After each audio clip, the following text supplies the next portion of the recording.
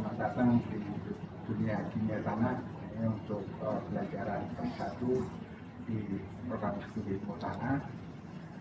Pada topik pertama ini kita akan mempelajari ruang lingkup dan pendahuluan. Baik, selamat siang, selamat datang di mata pelajaran kimia tanah.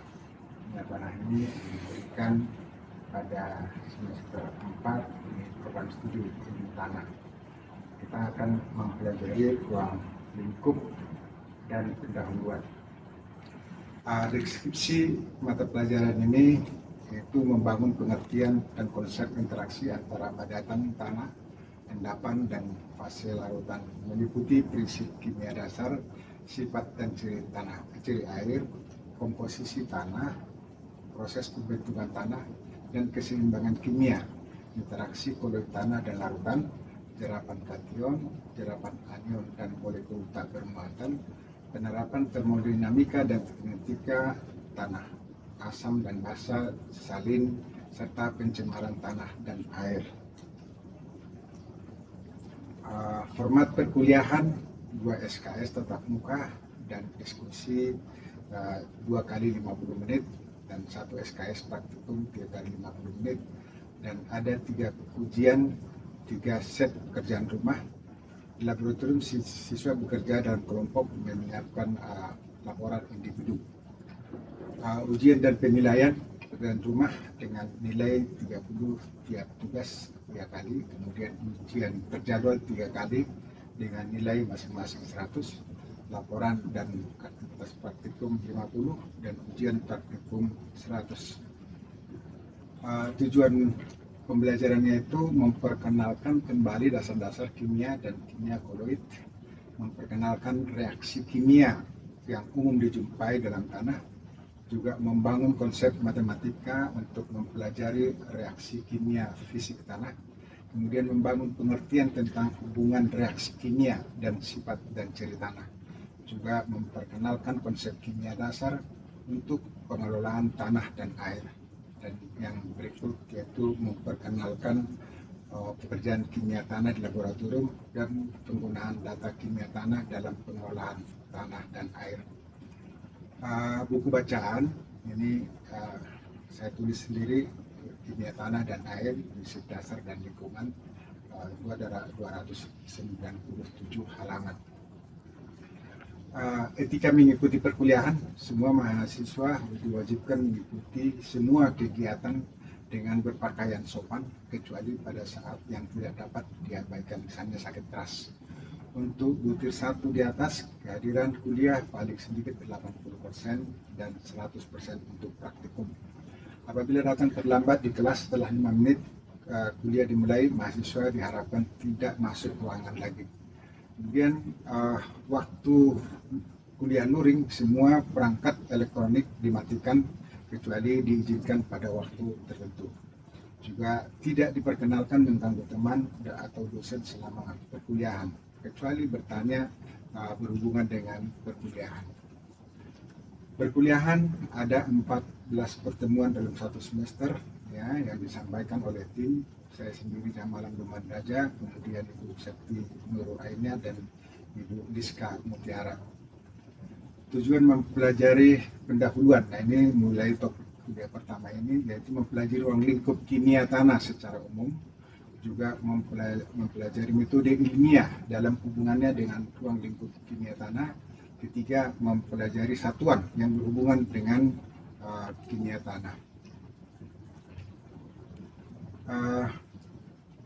Kimia tanah itu tidak bebas dari simbol-simbol dari sistem berkala ya.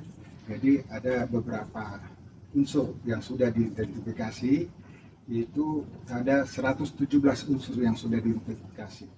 82 elemen itu secara alami ada di bumi seperti emas, aluminium, timbal, oksigen, dan karbon.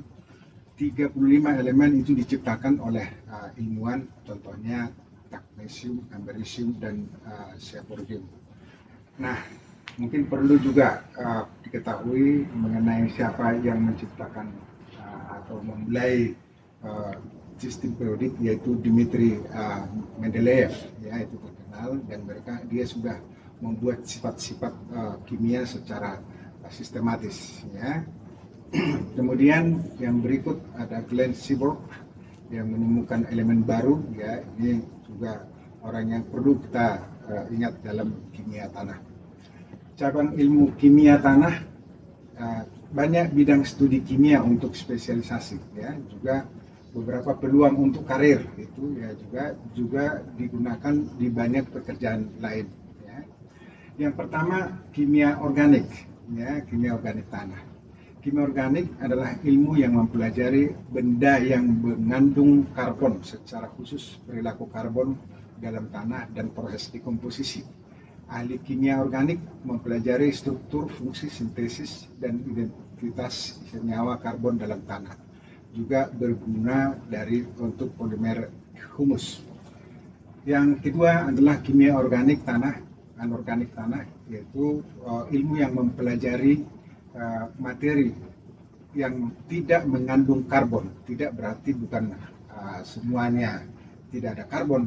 Misalnya asam karbonat atau kalsium karbonat, itu juga anorganik. Ahli kimia anorganik mempelajari struktur, fungsi, sintesis, dan senyawa organik dan anorganik dalam tanah. Misalnya polimer, ini komposisi liat dan mineral. Yang ketiga, biokimia tanah. Biokimia yaitu mempelajari tentang kimia pada makhluk hidup di tanah. Hubungan antara biologi dan kimia dalam tanah. Farmasi, genetika, klasifikasi yang berhubungan dengan biota tanah, ya, ini bisa mencakup biokimia tanah. Kemudian kimia fisik tanah. Kimia fisik tanah mempelajari fisika kimia yang mempelajari kekuatan ikatan materi dalam tanah, ya. Sebagian besar physical chemistry bersifat komputasional, ya. Misalnya untuk mengembangkan ide teoritis untuk senyawa pertukaran ion dalam tanah. Yang kelima, kimia analitik tanah, yaitu studi tentang pengukuran presisi tinggi tentang satuan kimia tanah, menemukan komposisi dan identitas bahan kimia tanah, formula mineral dan organik, kontrol kualitas dan mekanisme reaksi tanah itu ditentukan oleh kimia analitik tanah. Kemudian yang kedua yang kita singgung yaitu metode ilmiah. Ini sifat ilmu pengetahuan. Nah, diharapkan lulusan program studi ilmu tanah juga harus mengerti mengenai sifat ilmu pengetahuan tentang metode ilmiah. Nah, metode ilmiah itu adalah sebuah proses yang memahami alam dengan mengamati alam, juga cara berperilaku alam, dan dengan melakukan eksperimen untuk menguji ide. Ya, jadi bagian-bagian dari metode ilmiah itu termasuk pengamatan, perumusan masalah, ya, hipotesis, ya, percobaan, perumusan kesimpulan yang berhubungan dengan hukum dan teori. Ya, apa perbedaan hipotesis dengan teori? Nah, hipotesis adalah penjelasan dari suatu atau sejumlah kecil pengamatan langsung atau melalui referensi. Sedangkan teori adalah penjelasan yang didukung oleh sejumlah besar bukti eksperimental yang divalidasi oleh banyak ilmuwan. Nah, apa perbedaan hukum dengan teori? Hukum menjawab pertanyaan apa yang terjadi. Pertanyaan ringkas tidak menjelaskan. Tetapi teori menjawab pertanyaan mengapa sesuatu terjadi, berikan penjelasan. Teori juga akan memungkinkan ilmuwan untuk memprediksi apa yang akan terjadi. Nah, ini bagaimana aral metode ilmiah, ya. Yang pertama itu observasi, hipotesis, eksperimental, simpulan, kemudian ajukan. Ini biasanya untuk penerbitan atau publikasi, ajukan ke penerbit, peer review, kemudian publikasi, tanggapan ilmuwan lain, ya, kemudian teori.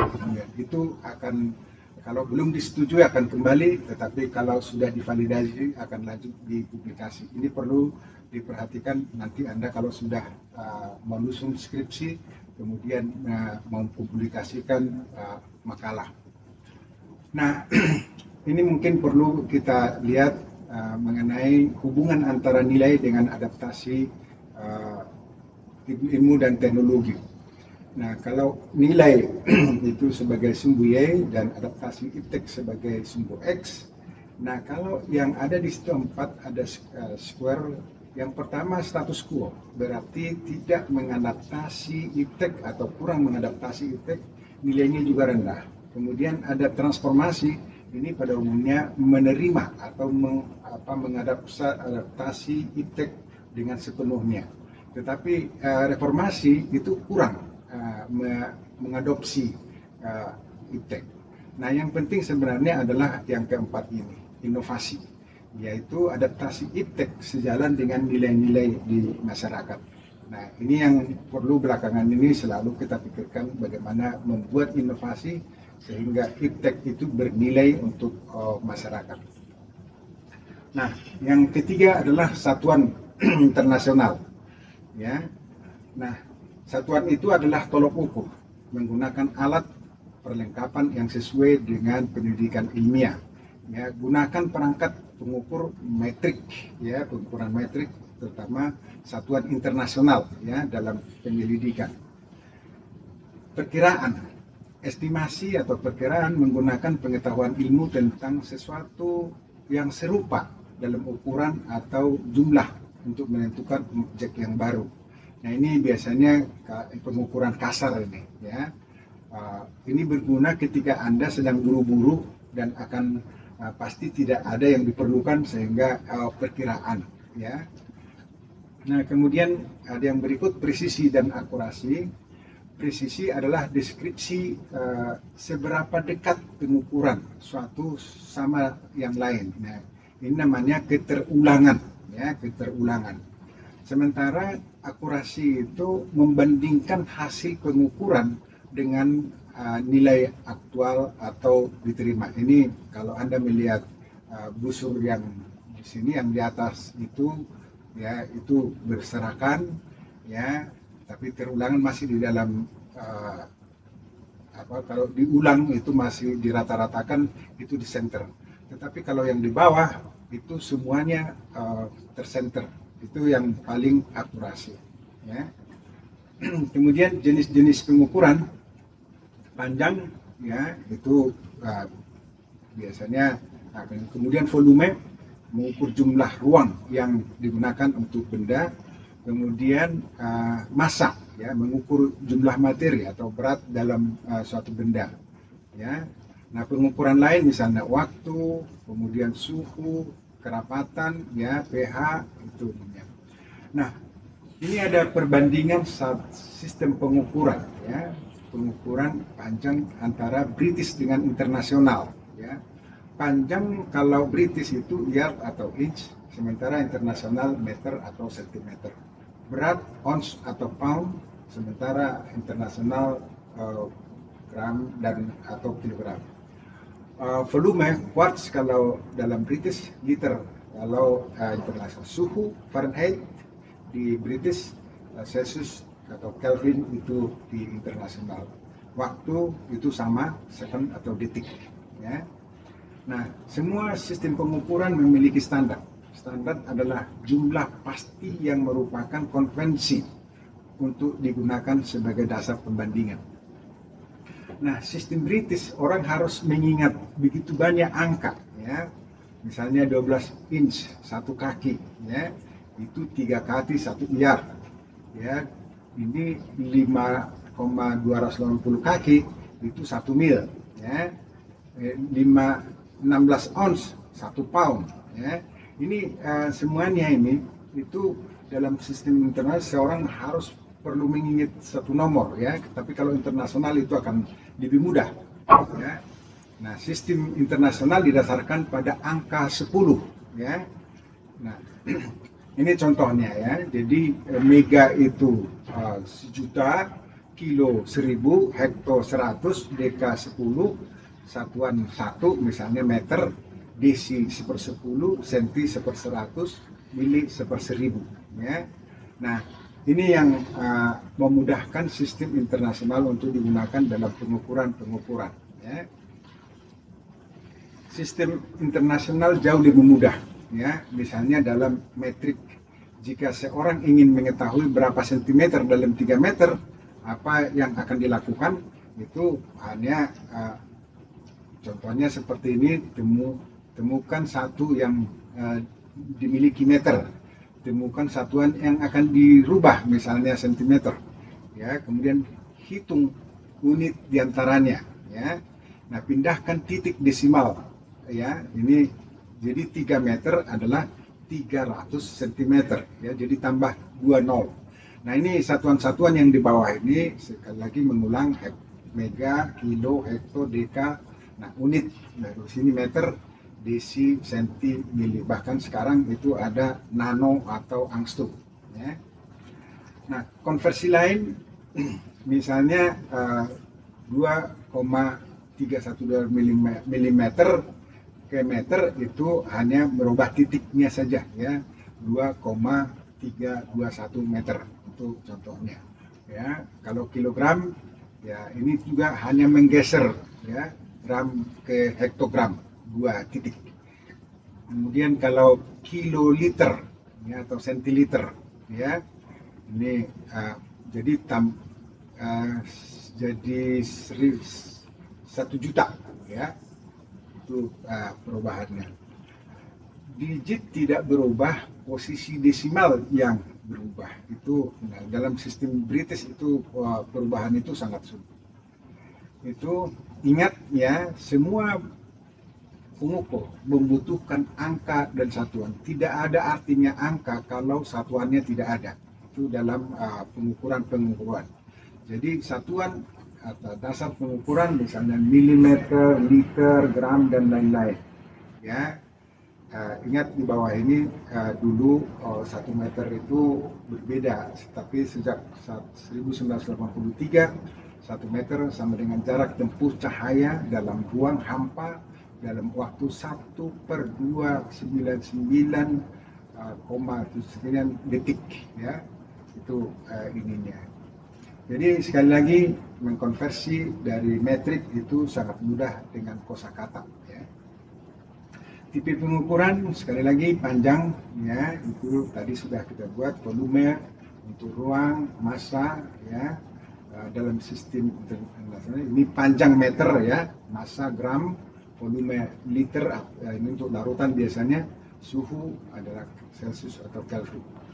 Sekali lagi juga panjang ini, ya, saya ingatkan kembali supaya karena ini perlu untuk pengukuran di laboratorium, ya. Nah, ini simbol-simbol yang perlu diketahui dengan skala pangkat, ya. Mega itu 1 juta, ya, jadi 10⁻⁶, kilo 10⁻�3, ya, desi 10⁻⁻1, ya, senti -2, mili 10⁻⁻3, mikro, ya, 10⁻⁻6, dan nano itu 10⁻⁻9, ya. Ini untuk mempermudah mengingat, ya. Nah, pengukuran metrik panjang, ya, panjang ini adalah jarak 2 titik, ya, ini yang perlu. Tidak masalah apakah itu lebar, tinggi, kedalaman, ya, itu adalah jarak 2 titik, ya. Satuan dasar panjang ini internasional adalah meter, ya. Itu kalau dikira-kira sepertiga kaki ukuran Inggris, ya. Nah, luas adalah variasi dari pengukuran panjang, ya, yaitu panjang kali lebar, ya, itu. Sementara kalau ini satuannya adalah kuadrat, ya, itu kalau satuannya. Kemudian ini yang umum dipakai, perbedaan antara kilometer dengan mil, ya, 1 kilometer 0,6 mil, 1 meter itu 39,9 inch, ya, dan seterusnya. Anda nanti bisa baca di slide. Nah, satuan metrik massa ini tidak sama dengan berat, ya. Massa ukuran jumlah materi dalam satu benda, ya, itu. Satu dasar massa itu ini tanpa gravitasi, ya, jadi massa itu tanpa gravitasi. Nah, misalnya di sini ada 454 gram dalam 1 pound, itu hubungannya dengan Inggris, ya. Berat dan massa terkait tetapi tidak sama, itu ingat berat dan massa itu tidak sama. Ya. Berat adalah gaya tarik dari gravitasi pada satu benda, sementara massanya semakin besar gaya gravitasi itu beratnya akan semakin besar. Nah ini ada standar 1 kilogram itu adalah massa satu silinder yang terbuat dari campuran pelancong dan iridium yang disimpan di Sevres dekat Prancis, ya, dekat Paris. Kemudian untuk volume, satuan metrik untuk volume itu ukuran ruang, ya, itu satuan dasarnya juga liter, ya, liter. Nah, satuan ini digunakan untuk volume biasanya larutan atau zat cair, ya. Volume padatan dihitung mengukur rumus, ya, misalnya panjang kali lebar kali tinggi. Kalau itu bentuk kubus misalnya, ya. Jadi itu pangkat 3 jadinya sentimeter kubik, ya, kalau itu menggunakan sumbu. Jadi benda tanpa panjang, lebar atau tinggi yang pasti, misalnya batu, itu dapat diukur dengan pemindahan air untuk volume. Ini hukum Archimedes ini, ya, ini perlu dilihat. Nah, catatan 1 mililiter itu sama dengan 1 sentimeter kubik, ya, itu satuan itu. Nah ini untuk massa kilogram ke pound itu sekitar 2,2, ya. 1 pound itu 453 gram, 1 ons 28. Jadi memang volume kalau ke Inggris itu beda sekali.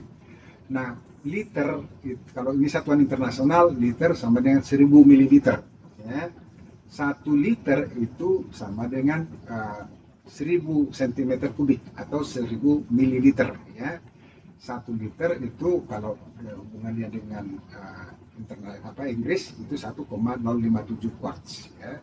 Jadi kemudian ini kalau dibalik lagi galon, ya, galon itu 3,785 liter, ya. Pengukuran metrik tentang suhu itu sudah kita bicarakan bahwa ukuran energi biasanya kinetika atom dalam satu benda itu menentukan suhu. Suhu diukur dengan termometer, ya, yang skalanya Celsius atau Kelvin, ya. Nah Celsius ini mulai dari 0 sampai 100. 100 itu derajat Celsius itu air mendidih, ya.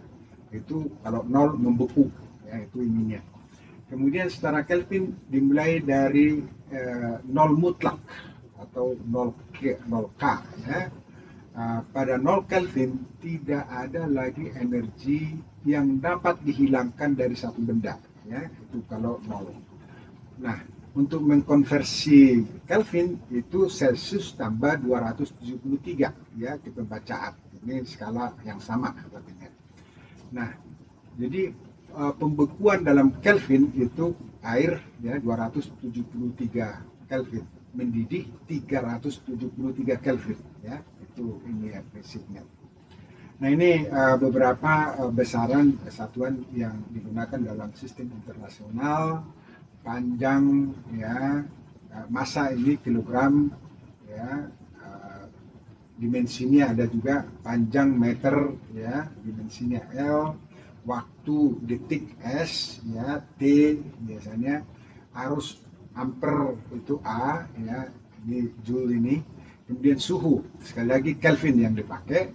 Senyawa itu mol, ya, dan ada juga buat N atau M, ya.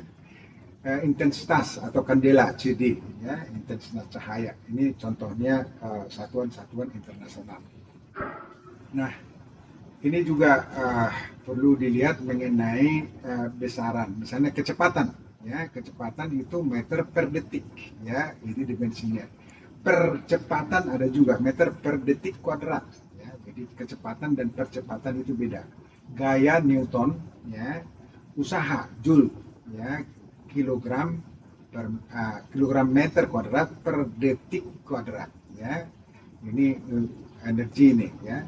Kemudian daya, biasanya listrik ini, watt, ya, itu dipakai watt. Tekanan, Pascal, ya, Newton per meter square. Kemudian potensial listrik itu volt. Kemudian hambatan listrik juga itu gunakan ohm, ya. itu yang ya. Kemudian satuan konversi larutan ya. Nah, ini konsentrasi. Nah, konsentrasi adalah jumlah terlarut dibagi dengan jumlah larutan ya. Ini bukan pelarut tapi larutan ya. Ada 3 cara untuk menyatakan konsentrasi. Ada bisa persentase, ada bisa konsentrasi sangat rendah, dan konsentrasi molar ya. Nah, ini yang pertama konsentrasi. Itu ada 3 paling tidak, volume per volume, berat per berat, atau berat per volume ya, itu yang di situ. Nah, ini kebiasaan kita yang harus kita lihat ya. Jadi harus ingat ya, kalau volume per volume berarti misalnya mililiter per liter. Kalau berat per berat itu misalnya gram per kilogram. Kalau berat per volume misalnya miligram atau miligram per liter misalnya. Ya, itu perlu diingat itu. Ya, ini contoh-contoh yang di bawah ini. Nah, kemudian yang kedua yaitu mengekspresikan konsentrasi dalam berbagai bagian per sejuta ya, misalnya ppm itu ya, berarti sejuta kali lebih kecil ya itu. Nah, satuan ini adalah 1 miligram per kilogram kalau ini berat per berat ya, atau itu mikrogram per gram ya, itu sama itu jumlahnya itu ya. Perhatikan, setiap unit yang dinyatakan sebagai volume harus mengacu pada larutan air ya. 1 liter itu setara dengan 1 kilogram karena BD air sama dengan 1 ya. Kemudian unit pembagian ada namanya part per billion ya, part per miliar kalau bahasa Indonesia ya. Unit teratas ini 10 pangkat 9 ya. Itu kalau ppm tadi sepersejuta, ini seper miliar kalau istilah bahasa Indonesia. Ya. Nah, yang ketiga tadi konsentrasi molar ya, adalah yang paling umum digunakan yaitu mol per liter ya, mol per liter. Bisa jadi milimol per liter atau apa, tapi setarannya mol per liter. Ya. Nah, sekali lagi ingat presentasi tadi itu volume per volume atau volume per berat per volume atau berat per berat ya. Kemudian ya ada juga yang persen itu ya, ingat itu. Kemudian ini nanti kalau Anda mau latihan-latihan Anda bisa menggunakan ini ya untuk konversi-konversi ya. Oke, baik. Nah, ini kita mencoba mereview pengukuran. Nah, jadi hasil ukur membutuhkan angka dan satuan. Tidak ada artinya angka kalau satuannya tidak ada. Jadi dalam kimia biasanya konversi-konversi itu harus jelas satuannya. Ya. Satuan dasar misalnya lagi pengukuran meter, liter, dan gram misalnya contohnya. Ya. Cara mengkonversi satuan metrik. Nah, ini tolong diingat ya. Tadi 10-10 itu jelas itu ya. Mampu melakukan pengukuran dasar volume, panjang, dan massa. Ini sangat berguna untuk ilmu tanah ataupun ilmu lainnya ya. Mengerti kerapatan ya, dan cara menetapkannya itu juga perlu ya. Kosakata kimia harus diteliti ya, itu hubungannya juga dengan tadi kita bicarakan mengenai sistem periodik ya. Nah, jadi ringkasan untuk ini ruang lingkup kimia tanah meliputi kimia anorganik, kimia organik, kimia fisik, biokimia, dan kimia analitik. Metode ilmiah dan hubungannya dengan ruang lingkup tanah, kimia tanah mulai dari observasi, hipotesis, percobaan, kesimpulan, teori, dan hukum-hukum alam. Satuan yang berhubungan dengan pengukuran kimia tanah seperti satuan metrik dan non-metrik yang berhubungan dengan panjang, konsentrasi, kalori, suhu, dan lain-lain perlu diperhatikan. Demikian untuk hari ini. Terima kasih.